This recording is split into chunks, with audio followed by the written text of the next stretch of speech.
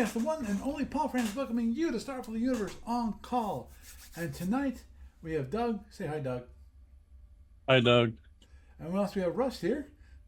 Want to say Yep, hello? I'm here. Okay, awesome.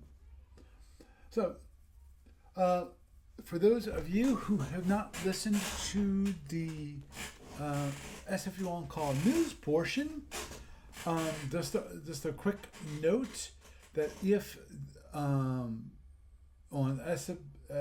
SFB Online we had a minor issue of this rowdy person. Let's say that, and it has been decided by the board, not me, by the ADB board, after talking to different players and including this player, that they will be banned for life from SFB Online, including any events thereto of. So, and that person is Justin Ruda. So and that the call sign was Metal Dog. They have been, officially banned from the platform. Just a quick note on that, and then we'll continue on. This week, what we're going to do is actually I want to do something a little different. I still want to do some rules because I think that seems to be popular. We might take a break next week, but this week, I know. Okay, I know that a lot of people don't like the Omegas. I know that. There's actually some people that actually are interested in the Omegas.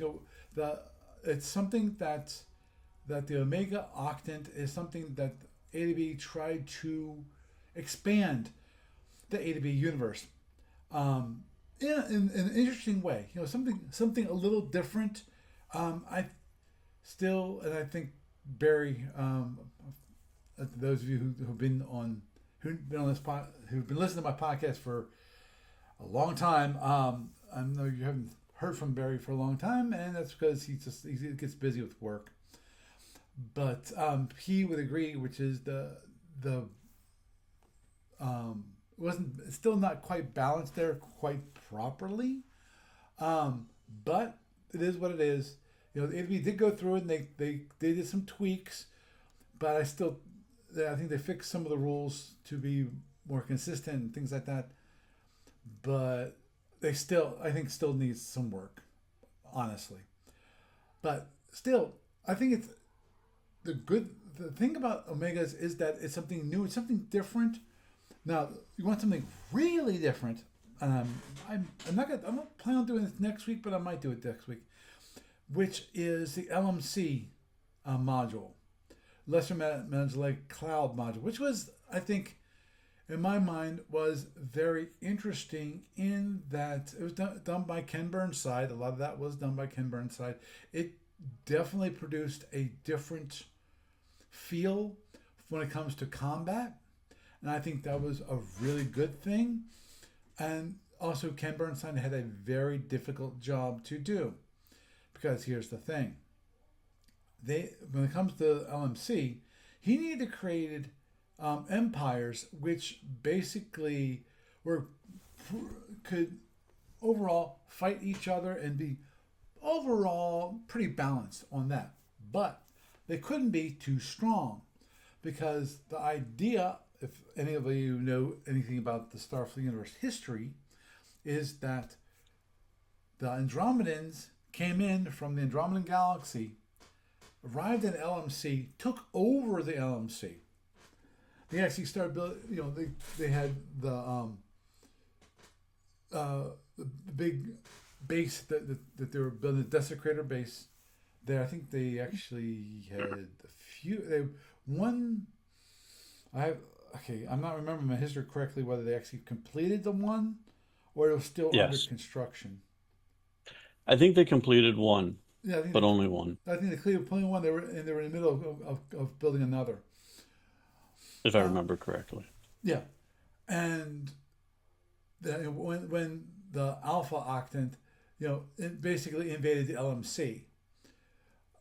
via the routes which they discovered how the Andromedas were making it from the LMC to the Milky Way.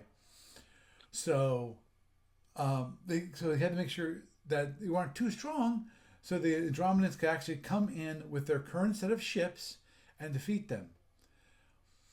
Yeah, that's one thing that I always think about the Andromedans, is that I think the biggest issue that the Andromedans had was that they were not really designed. They didn't have enough forethought, and when it comes to taking over different parts of the galaxy, the universe. I'm gonna say universe, because they didn't really think about that. There would be other races that would actually improve the way they did things. Of course, then we have the whole incident with the Alpha Octant, where they actually went back in time. They cheated, and came back, and discovered how the Andromedans were doing, what they were doing. So, which is the RTN network. But anyway, moving onward forward when it comes to that, I still think the Omegas have something to show, something interesting to look at. So what I want to do is actually start with something simple. Now, the one thing, as I've spoken about this before, which is I always felt like the problem with the Omega Master Rulebook is the way it was done. It wasn't purely a independent thing when it comes to the rules of the weapons. They weren't independent. They relied completely on the other rule book, but they weren't integrated with the master rule book. So it just felt disjoint in that regard. I understand why they didn't basically want to reprint the rules for the Alpha Octant for the Omega, or why they didn't want to actually just take the master rulebook and integrate in the Omega Octant stuff. I totally understand that. It's just that it made it feel disjoint. That's all. That's always been my biggest issue with the Alpha rules. So we're going to start off with, it's just something simple with the Omegas, which is the phasers. The phasers, for the most part, they work for the most part the same like regular Alpha phasers, where they have capacitors, but they have different types of phasers. So they're not just one phaser. And since they have different phasers, that means these are groups of phasers. Like in the case of, damage priority is same old, except for they also mention here that, okay, if a unit has different types of phasers, like PWs, PPs, PMs, APs, PQs, and PRs, the first one, of course, is the wide angle phaser. This is from the Mesrons. And you can, ship mounted, standard one, which is a PW1, and also there's that has the defensive phaser, which is a PW3. The repair cost of PW4, which is for the bases, is 10 points. PW1 is 5, and a PW3 is 2, which is basically the same as a phaser 1, the phaser 3, and a phaser 4 when it comes to the Alpha Octant. But the one thing, of course, is because I've got wide angle phasers here, you got the phaser 1, phaser 3, you can do what you normally do with regular phasers. You can actually fire a phaser 1, a P1, PW1 as a PW3. You're completely allowed to do that, and just like with the PW4, you can fire that as a PW1 or PW3, and also you can do a hasty repair of PW4 to a PW1 or PW3. Big surprise. But the one thing that is always interesting about the Omegas is that on the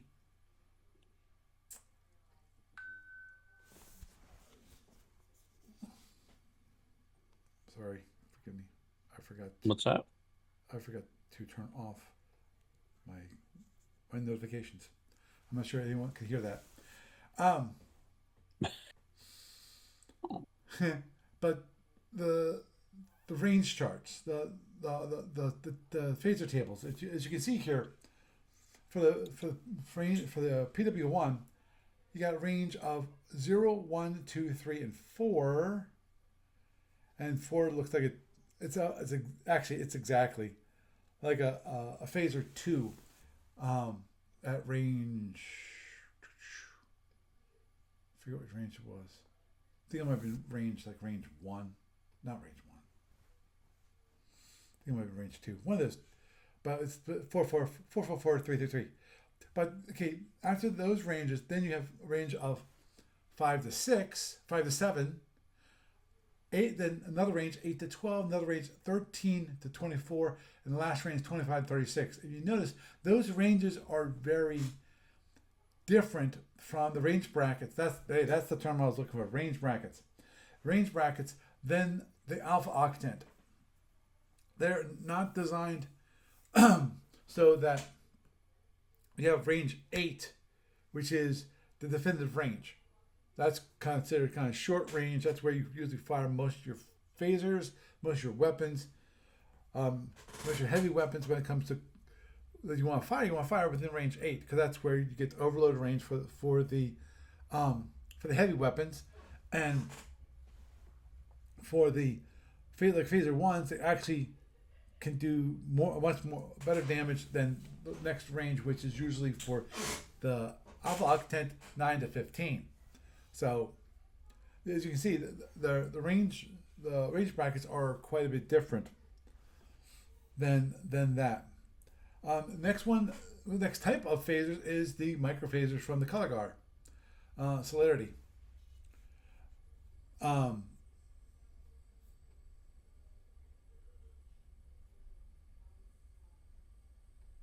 Yeah. Yeah, the microphasers are a little different than regular phasers, in that they are not a how can I describe this? A roll based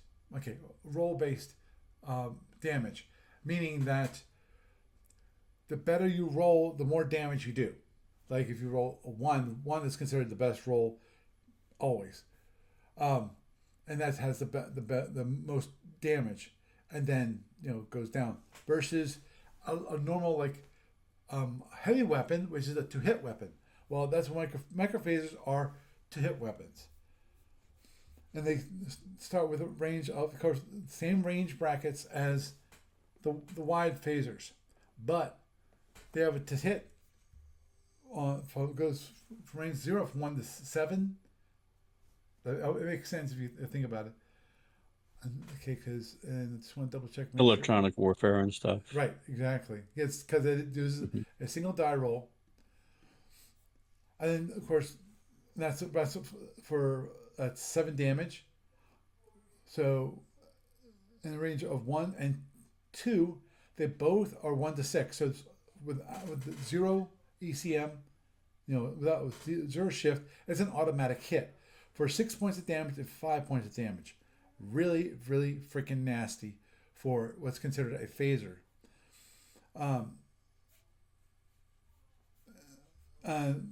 3 is a 1 to 5 to hit, 4 damage. 4, range of 4, 1 to 4, 4 points of damage. 5 to 7, 50% chance of 1 to 3, which is also 4 points of damage. 8 to 12, 1 to 3, 3 points of damage, and so forth. But which makes it really interesting is that this kind of phaser allows for guaranteed damage. If you get in that close, it is guaranteed damage and microphaser 3s, you can do exactly the same thing, which is that you can have the lower cost, all that kind of thing. You also can fire as a lower functioning phaser, you know, uh, just as per usual. Now, this is interesting, which the microphasers, due to the precision targeting, reduce the plasma at a 1-to-1 ratio versus a 2-to-1. So future plasma weapons be added to the game which take damage of a higher ratio of standard plasma 3-to-1 instead of 2-to-1. For instance, a microphaser will do damage at one level better than the prescribed ratio. The probers, heats are a good example.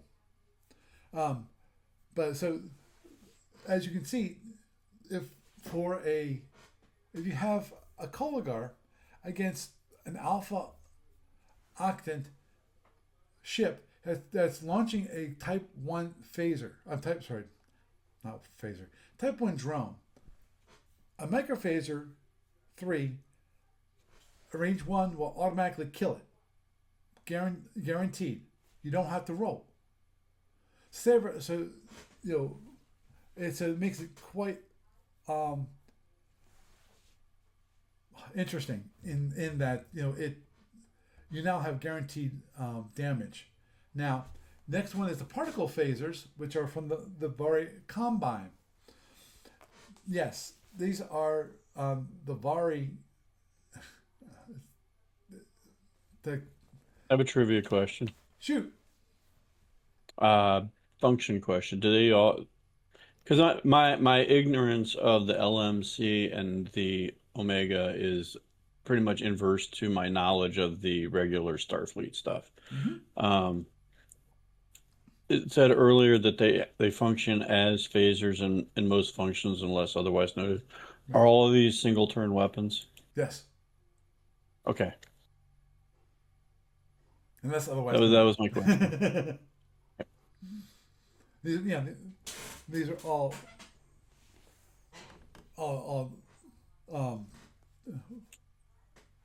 single turn, one yes. None of them are like multi-turn things, even though you have a hit roll versus a number roll that gives you variable damage. Correct. So yes.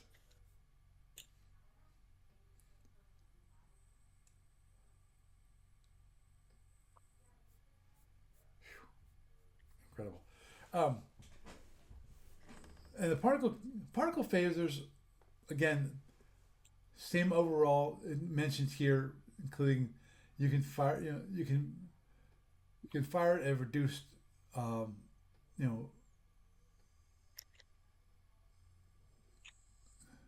Well,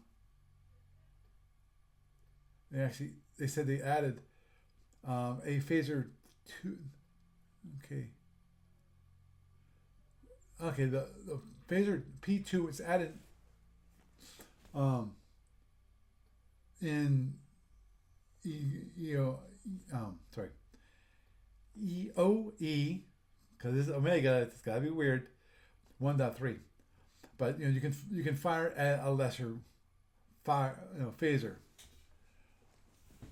It mentions here the particle phaser, have an average damage curve comparable to a wide phaser at medium and long range, but are capable of far wider range effects, ranging from very good to very poor. And if you look at the chart, yeah, that is definitely the case. For example, if you fire a particle phaser 1 at range 0, you can hit for a roll of 1, you get 13 points of damage. Or you roll a 6, it's 3. The variability is pretty wide.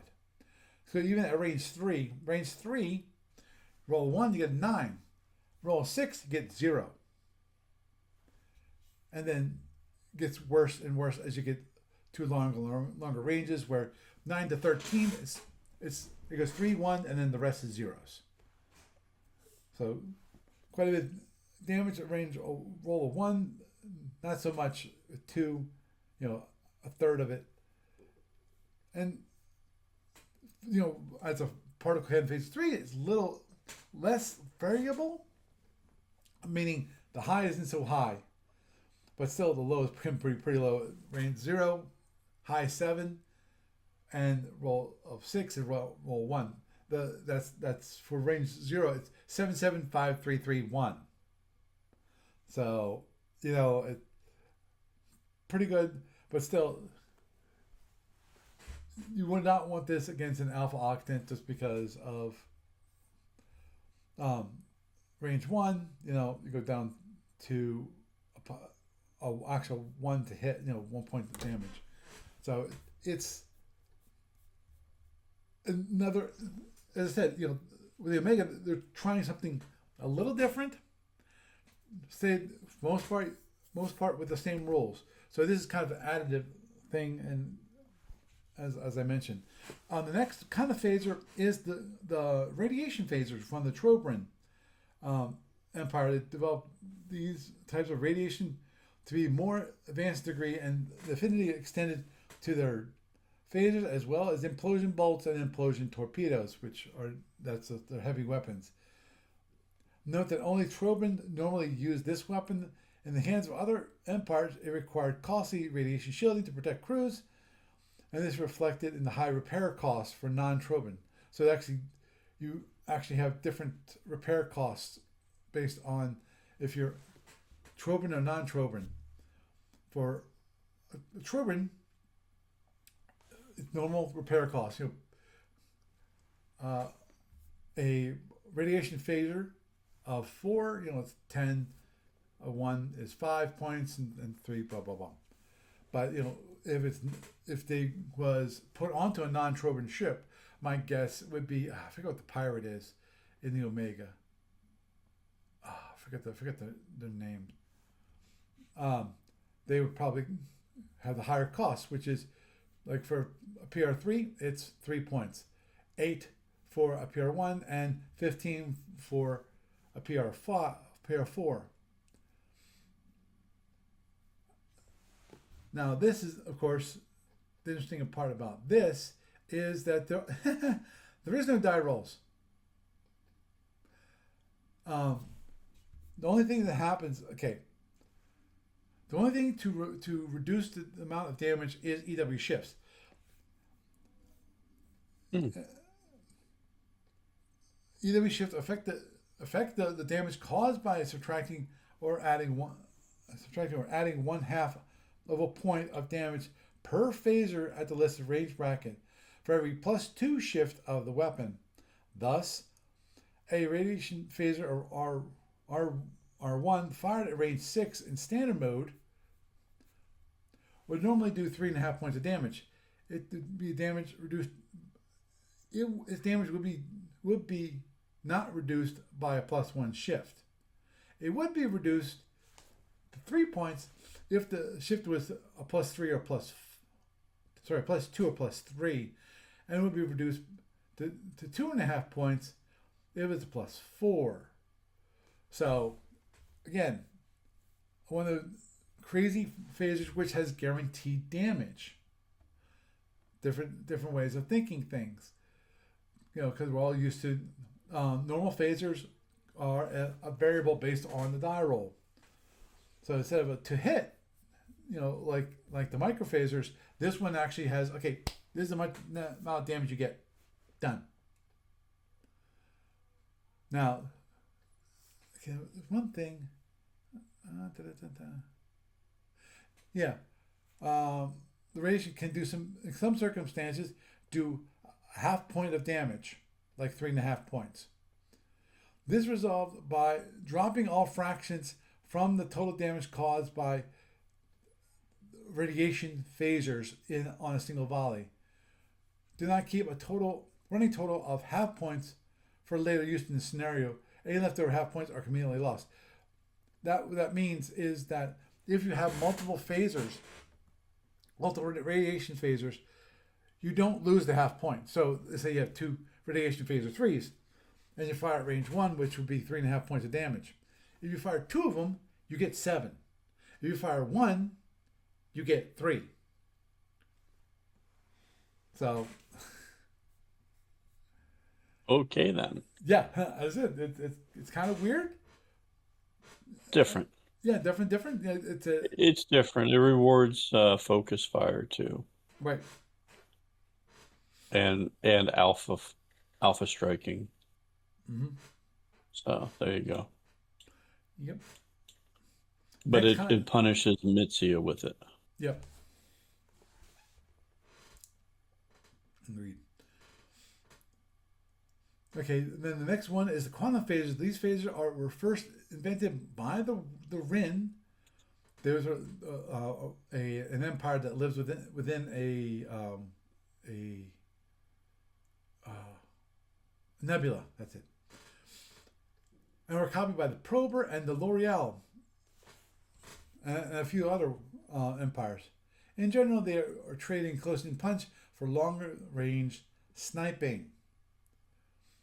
Uh, Quantum Phaser had 3 ship-mounted forms. 1, 3, and also 2.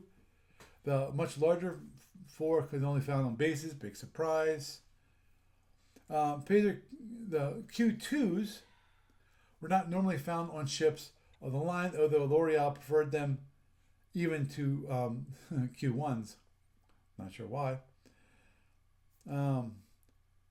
Possibly size. Okay, the quantum phasers here of any type. Whoa, is that right? Possess POSSESS. That's possible. It just looks weird. Possess 4 points of built-in ECCM. In addition to any ECCM provided from any other source, this simulates the multiple small quantum beams carpeting an area around the target location. This ECCM is treated as natural EW for all purposes. So basically, it doesn't affect the maximum amount of ECM that you actually can generate. And applies only to fire by quantum phasers, not by any other weapon. Quantum phasers strike only one target at a time. They cannot, for example, be targeted at a stack of fighters and hit them all simultaneously. Which makes sense. Because, especially given the description of how it works, which is multiple small quantum beams. No, you can't. It's not a like an ESG where it's an area effect weapon.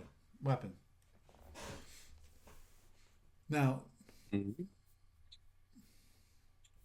and, Okay. yeah, it's definitely meant for sniping. It does pretty good out to 16 to 31. It does 2-1-1-1-0-0. So at longer range, like range 30, you actually can possibly do quite a bit of damage. Versus the alpha octant. The alpha octant, I think it starts at like maybe 1-1. I actually do it. I want to see if I can look that up real quick. Okay, that'd be E1 to 0. It's either 2 to 0, isn't it? Okay, boom. I'm just wondering if it has a chart. It does not have it. It does not have a chart. Darn it! I was hoping it'd have a chart, so I could do a quick comparison. Whoop. For those looking, I've got quite a few rule books currently open at the same time. So that's why I'm flipping through those. But yeah, it's definitely designed. Wow, that's weird. Huh. That is okay. I can understand why the L'Oreal might want that. Wow. And that is, for those of you actually watching the video can see this, which is quantum phaser 2s, range of 16 to 31. It does 2-2-1-1-1-0. So actually, the quantum phaser 2s actually do more damage than the quantum phaser 1s, which and also from 8 to 15, you got guaranteed damage, which goes 3, 2, 2, 1, 1, 1, 1, versus um, the quantum phaser 1, which does 3, 2, 1, 1, 1, 1, 0. So definitely, the quantum phaser 2 was definitely designed for longer range combat, for sniping at fleet targets. So this definitely is designed to be used within fleets. Because that you would like heavy weapons where you would actually fire. You would possibly use them for longer range combat. Obviously, when you come in closer, it's not nearly doesn't do a lot more damage. At range 0, a quantum phaser 1 does a maximum of 7 points of damage and the quantum phaser 2 only does 5 points of damage. That's going from 0 to 3. And again,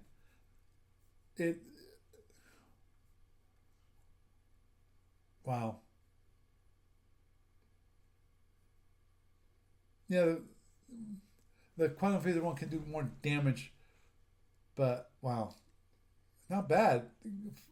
I think that I can understand why the L'Oreal actually liked it better, because to me it looks like an overall more consistent weapon, for the ranges. And of course, don't ever try a quantum phaser at a drone, you will fail. Next time is the anti-proton phasers. These type of phasers was used by the Mentoring Horde, introduced in Omega number 3. During the failed invasion of the direct space, was later acquired by the Warb, also in Omega number 3, Omega the 03 module. It is powerful, exceeding even the average damage of a phaser 1 at some ranges. Uses very predictable and variable damage pattern. Yeah, because if you look at anti-proton phaser, this one actually is a little more expensive. It comes with repair costs. AP4 of 12, AP1 of repair cost of 6, but though AP3 is also a repair cost of 2. And of course, the whole hasty repair things works as per usual. The anti-proton, if you look at the range brackets, is definitely interesting. That a little more consistent, as it says here. Okay, for range 1, but like for range 0, it's like 11, 10, 9, 8, 7, 6. So it groups up higher versus, let's say, the quantum ones, which is definitely much lower in that. Again, it's not as good at longer ranges as the quantum ones, because Lord knows I like the quantum phaser 2s look quite nice for longer ranges. And anti-proton, when it comes to the phaser 3s, that's just interesting, because at range 0 you actually can get you can get 8 points of damage from a phaser 3, which is only costs you half point of power. Versus and since you can actually downgrade it, a phaser 1, you can there's a possibility you can get the same amount of damage firing as a phaser 3 than anti-proton phaser 1. And you actually can save half a point of energy. There's a mention here of the particle phaser 2. Particle phaser 2 is a specialized variant of the particle phaser 1. It's designed for use specifically on escorts and rarely appears on any other type of ship. The developed this phaser in Y168 during some experiments that produced the particle phaser stabilizer, which is another little system which the Vari Combine used. And this shows the range. It's mentioned here, similar to a particle phaser 1. Note that all rules apply to particle phaser 2, except as above. And the addition of this technology also modifies in that it has a third form of ship-mounted phasers to the omega octant. And that's all the different phasers of the omega, which is quite interesting. Actually, just for giggles, I'm going to go on to a weapon you'll probably rarely see in the Omegas. Here's why. There is a race called the Sigvarians. The Sigvarians weren't very successful because the Sigvarians were basically viruses lived inside of hosts, and their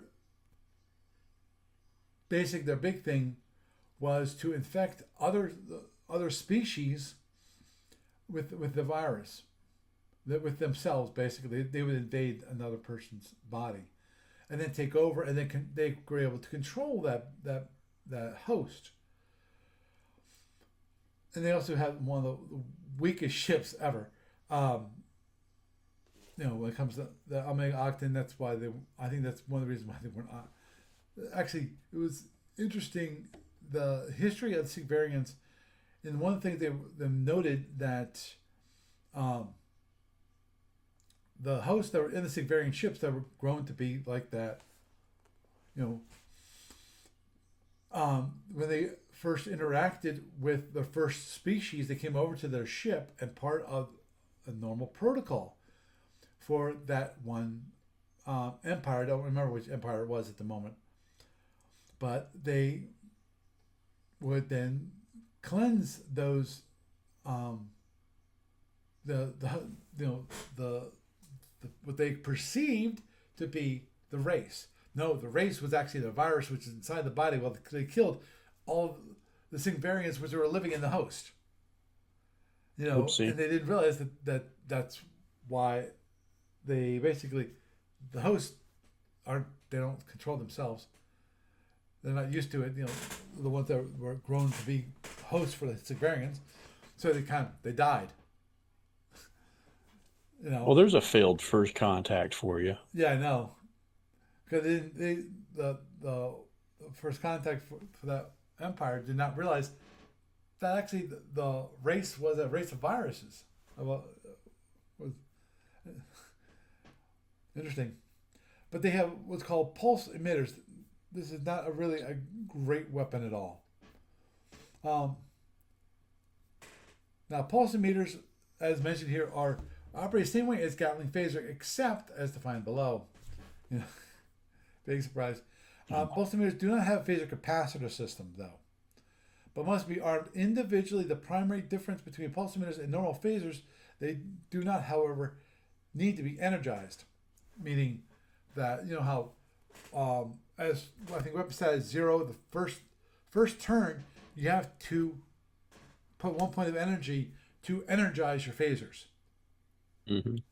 The whole phaser capacitor system to cost you You 1 have to point of warm it energy. up. But you can't charge the phasers when you go from weapon status 0 to weapon status 1.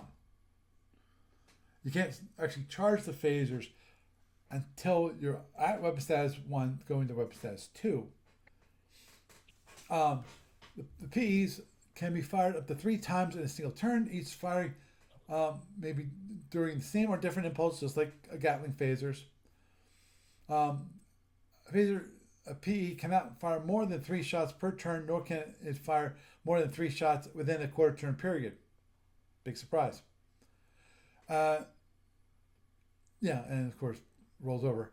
And the pulse emitters require a 1/3 energy per shot.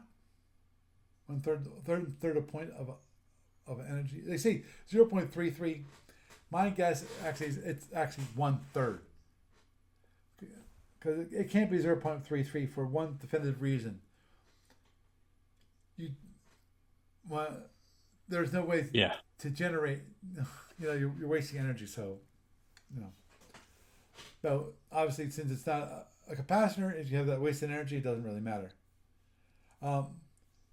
though, as they say here, they can be held for one half of the energy they contain, which is crazy. Which is one half of 0.9999999. Right, exactly. So yeah, no.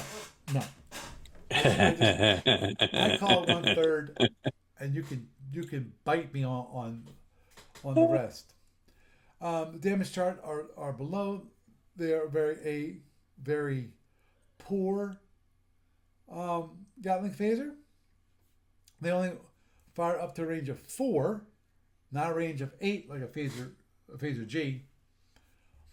Though range 1, they're guaranteed 3 points of damage. But of course, one thing with a regular phaser 3, which is the chart the Gatling phaser uses, it is, basically all 4s except the last one. The range 0 is a 3. While this one is just 3 points of damage. Now, as strange as it might sound, someone actually tried to improve the pulse emitters.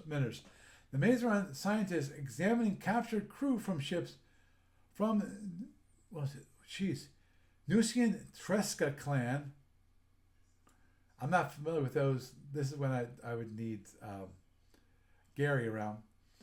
Discovered the truth behind Tresca's aggression. They were under the complete control of the Sigvarians. The Sigs had, in fact, secretly taken over the entire clan, using their resources to plan what they referred to as the Second Invasion. In the course of constructing a new wave of their infamous saucer-shaped ships, yeah, they're actually saucers. UFOs. Wait. Does that mean that was the Invasion of the Flying Saucers episode? I don't remember that episode, to be honest. You don't remember the movie title? Invasion of the Flying Saucers? No. From your 1950s B movie stuff? No. That doesn't seem like one of those more famous ones versus The Day the Earth Stood Still. That's more famous 1950 sci-fi. Famous, infamous, take your pick. The Sigvarians included wide-angle phaser technology on these vessels and managed to make other advances as well. One of these was the development and improved model of the emitter, which was cool. Because with the improved emitters, IPES, it actually can do 4 points of damage. Yay! It actually can fire up to range 5 instead of only range 4. Yay! And do a little more damage. Yay! Still overall suck. But it looks more consistent when it comes to close range. It looks more closer to an actual phaser 3. So, and what the heck? Let's go on to the Tachyon guns, because since we hit the improved pulse emitters, which were used by the actually not used by the Mazeron, they were actually examined by the Mazeron. Let's go actually to a Mazeron Alliance heavy weapon, which is the Tachyon guns. These are the standard heavy weapons for the Mazeron Alliance. They use. Question in chat. Oh. I threw an answer in there for you. Okay, do these races fall under the standard SFB license? Yes, they do. But the thing is, they're also, as pointed out by Doug here, they are new IP, which is just like out of the LMC. This is the kind of light of IP, which is particularly just ADBs, and so they don't have to worry about the possible conflict with Paramount's IP. Or anybody that buys out this expansion to that IP. Mm-hmm. Well, not only that, it's more like in addition to. Right. In other words, it's their own universe thing that they created, as opposed to something that is an expansion within the universe of the Paramount IP. Right. So the original Star Trek franchise and the subsequent iterations of it, they don't get covered, although there may be some echoes of it in some of this. It's really not the same, and they don't have to worry about if they lose their license one day, they still have this to work with. Which is going to be really tough to do. Because since it's not directly with Paramount, they didn't. Okay. No. Okay. It is with Paramount because they have own the IP for the Star Trek technical manual, which is what A to B actually licensed. They did not license the Star Trek universe itself, just the Correct. technical manual. Yeah, and basically, if they ever had legal problems again, they don't have to worry about losing this particular extra new stuff. True. That's what I'm And saying. right, the one thing that A to B always has to be careful about is making, especially when it comes to like miniatures, is that their ships cannot, other than the classic ships, which are in the technical manual, like you can't do like a next generation ship that looks like a next generation ship in the Star Trek universe. Because then Like Paramount ships. will come after you for copyright infringement. Maybe if they deem it's worth their lawyer's time. Yeah. True. Well, the question is the new. Well, actually, they have not completed the transaction, which is that Paramount got bought. So should be interesting. The son of Alice the CEO of Oracle is trying to put his stamp on the world different way, but we'll have to wait and see how that all works out. Anyhow, it mentions here, that they use a electrical matrix of tachyons, almost like a gun barrel, to guide a stream of heavy elements through the subspace and translate them back into normal space with a good portion of the speed of light. They hurt a lot. Okay, I don't think you really care about the repair cost overall. Tachyon guns can be used on fighters, and can be armed to be a maximum of 4 points of power. I'm not gonna worry about attack intelligence. Energy wise, when it comes to Tachyon guns, they're a 2-turn arming weapon, and they have a minimum of 2 points and a maximum of 8 points of energy from any source can be allocated to the weapon. Now, this energy must be allocated in any amount desired for as little as 1 to as many as 7 points each turn. Thus, if a player puts 1 point of energy in a Tachyon gun for the first turn, he could add any amount 1 to 7 on the next turn. If a player puts 5 points into the weapon on the first turn, then you could put 1, 2, or 3 in the next turn, but no more. So there's a maximum of 8 points of energy that can actually be put totally into the weapon. And despite the name, the physics mechanism beyond its operation, there is no ammunition needed. So now holding, after arming has been completed, but the weapon has not been fired, the Tachyon can be held for one half the energy used to arm it. So basically how much energy is actually in the weapon. If the energy cannot be paid, the weapon then is discharged. Big surprise. Standard holding mechanism. Tachyon guns do not have a capacitor of any kind, but can hold energy as prescribed in this rule. Which is, okay, I'm just thinking about the particle cannons of the Saltorians, where this is similar in that regard, though in the case of the Saltorian particle cannons, which are in my mind better than the Tachyon guns here, in the regard that it actually is it's a leaky capacitor is what it is. So that gives you more flexibility, I think. Let me look at this. Okay, you can obviously you can put energy in using reserve power. If a Tachyon gun is being held, more energy can be added to enlarge the warhead strength, but no more than a total of 8 points of energy. So, if you had up to 4 points of energy on, like, let's say turn 1, on turn 2, you can put 2 points of power into the weapon, but if you put 4 points of power, you're adding 2 points to it.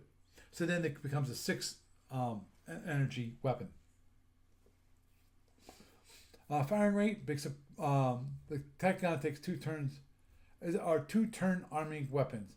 For example, if you fire it on turn 4, you cannot fire again until turn 6. Although it could begin rearming on turn 5. So in other words, even though you could possibly put 8 points of energy into the first turn, let me make sure I understand this right.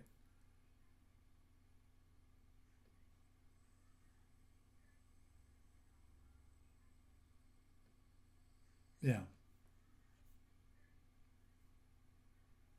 Right.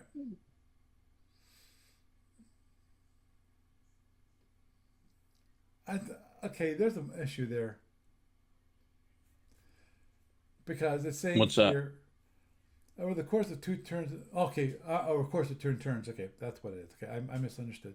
I was saying, a minimum of 2 and a maximum 8 points of energy from any source can be allocated to the weapon. I read that as you have to allocate at least 2 points of energy into the weapon. No, you can allocate 1 point of energy into the Tachyon gun, but to fire it, you need to at least allocate. You have to at least have put 2 points of energy into the weapon. So, the firing procedures is pretty standard. It's on a. It is a to hit system. Big surprise because it's a heavy weapon. And based on the energy, it does a certain amount of damage. And okay, actually, let me look at this.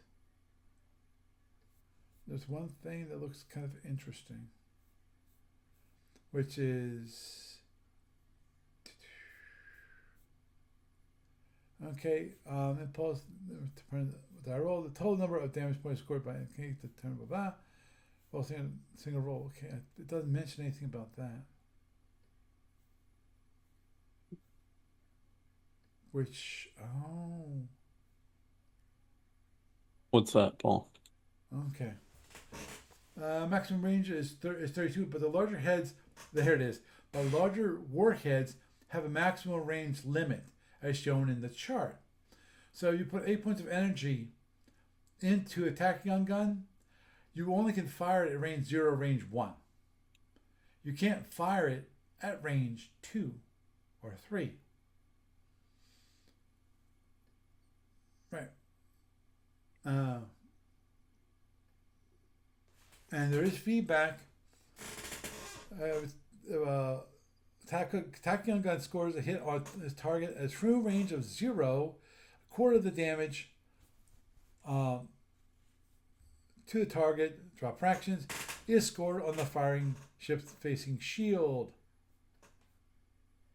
There's no overload function, big surprise. Okay, and okay, I don't see it, so that means it's not true.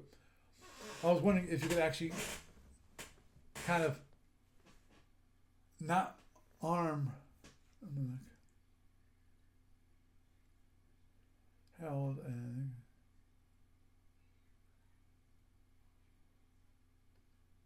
okay, I don't see where you could actually yeah. Okay, I'm sorry. I was looking at one particular item and I still don't see that you can do it, so I'm assuming you can't. That is, if you have like 8 points of energy into your Tachyon gun, you have to put 4 points of energy to hold it. You can't put like 3.5 to only hold 7 of the 8 energy. because that's one thing I don't see mentioned in the holding section where you can actually do, you know, if the energy cannot be, the weapon must be discharged.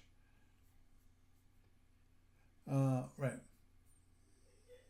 So, um, it's either you fire, you have to get into that range, or you have to discharge. So if you charge it up to like range, the attack energy of 6 points, you can fire up to range 5. But if you want to fire at range 8, sorry, you can't do that.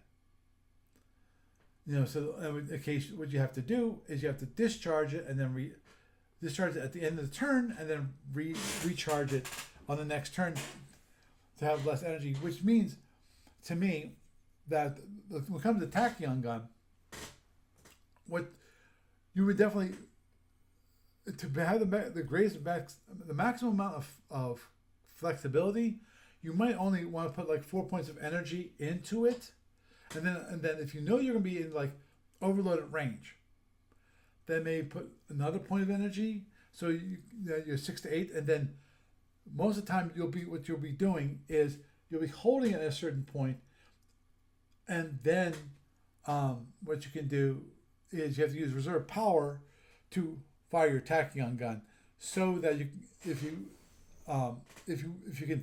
get closer in range, then you would use reserve power to actually put in the additional energy and get the more damage.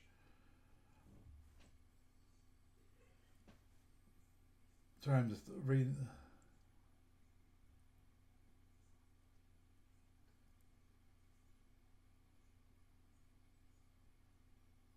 Yeah, so I was wondering if I could throw in a little historical footnote thing for you Sure. from the beginning of the conversation Sure. when you were talking about the Andromedans. Mm-hmm. One thing with the Andromedan interaction with that particular part of the universe for ADB is that when they had the campaign against the Andromedans after the General War, what they were really talking about was the rapid transport network or Right. rapid transit network. I forget which it is. RTN, yeah. And yeah, RTN. And basically, that was a way that it was basically a strategic movement method that the Andros were using to get around the main galaxy area faster and like pop up all over the place instead of like being easy to like find and run down. And they hid their bases while using it. So that was basically it. That's been sitting there for like the last, I don't know, 30 minutes on my mind. So Mm-hmm. just wanted to throw that out there for you. Yep, that is correct, and that's how the Andromedans were defeated. Is that they found the different nodes from the RTN network, and they kept on destroying them, and so that the Andromedans had to reduce. Because at least my understanding when it comes to RTN network is that they were going faster than what in Federation and Empire terms is called strategic movement. They actually could go faster than strategic warp. Which honestly wouldn't be all that surprising considering they did the intergalactic travel thing, which is something that only the Tholians and Seltorans managed outside of all the other races in the main game. So they had a method and they were able to use it.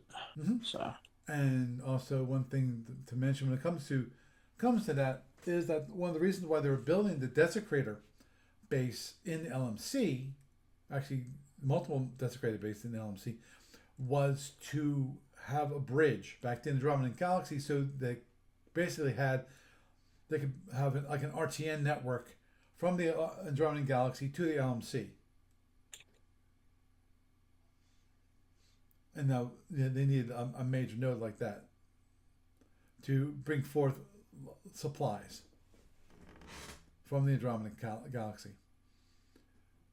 And that's how they delivered, that's how they brought the ships. And as I mentioned before, I think the biggest issue the Andromedans had was that they never improved their ships along the way. Never realized they had to improve the ships, their capabilities. Just make No, they're also, robots too. well, they actually don't know what they are. Or Don't that's know. what they said they were.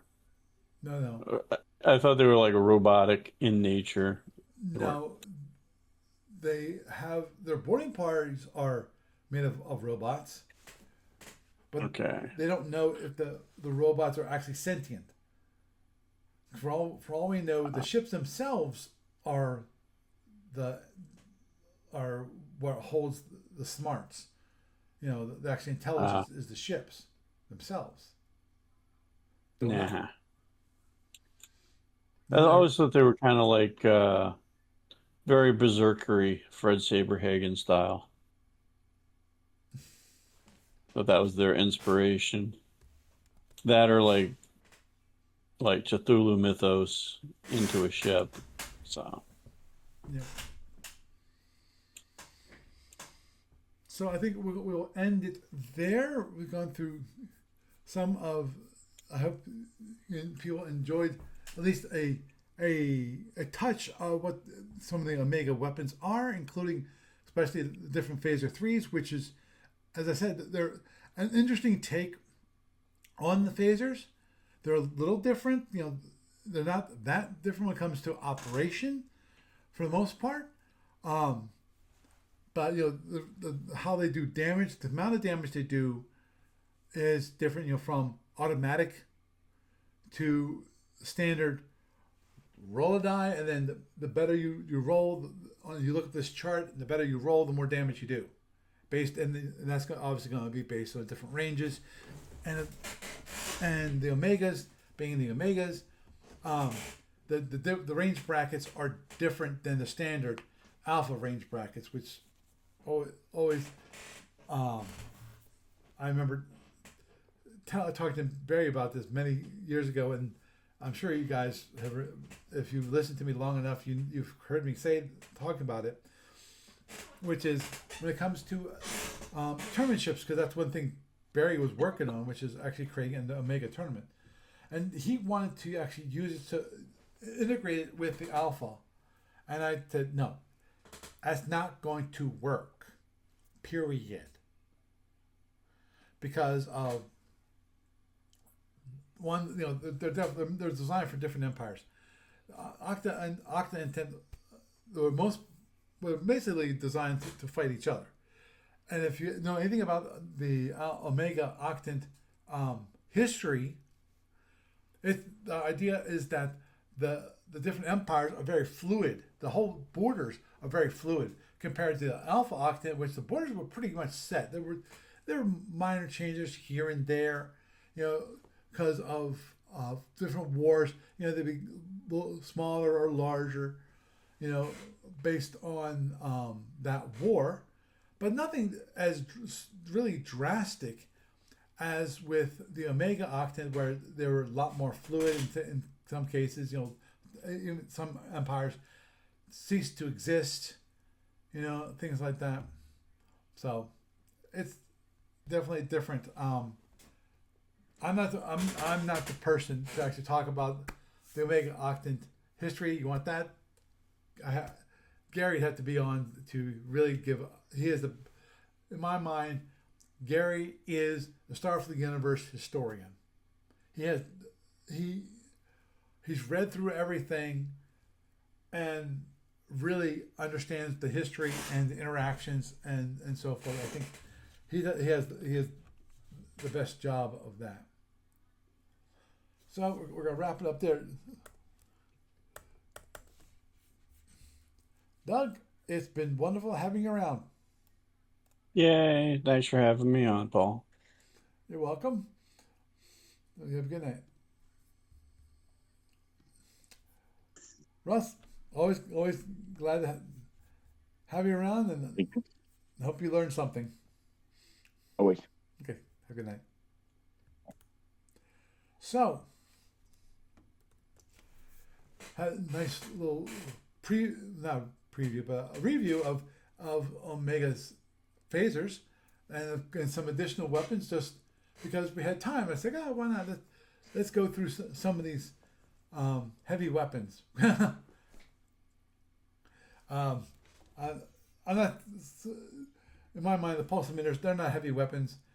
They're basically phasers, is what they are. Now,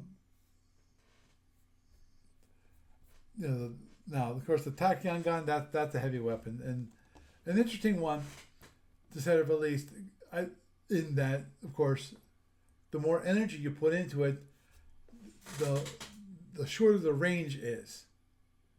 So again, it's an interesting take on the whole idea of overloads. In that, with overloads, you would